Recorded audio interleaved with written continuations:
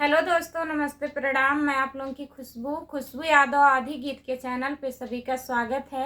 मैं आप लोगों के बीच में विदेशिया नाच गीत सुनाने जा रही हूँ।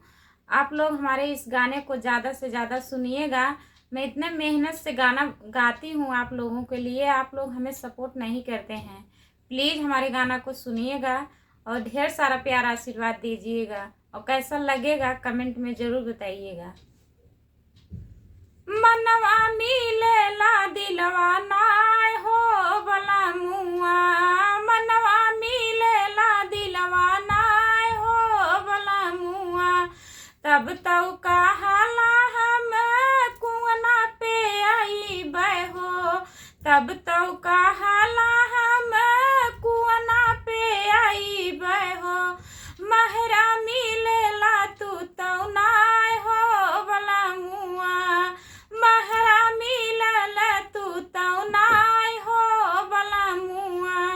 मनवा मिलेला दिलवा नाय हो भला मुआ, मनवा मिलेला दिलवा नाय हो भला मुआ।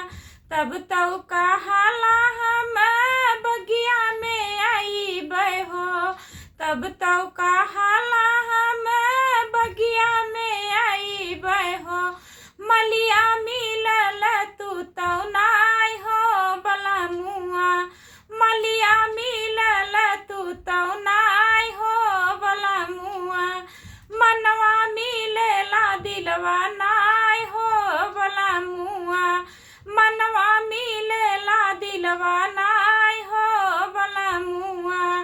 तब तो कहाला हम सड़कों पे आई हो, तब तो कहाला हम सड़कों पे आई हो। अहिरा मिलेला तू तो नाय हो भला मुआ, रहिया मिले न तू तो नाय हो भला मुआ। मनवा मिलेला दिलवा नाय हो भला मुआ, मनवा मिलेला दिलवा नाय हो भला मुआ। कैसा लगा दोस्तों, कमेंट में बताइएगा।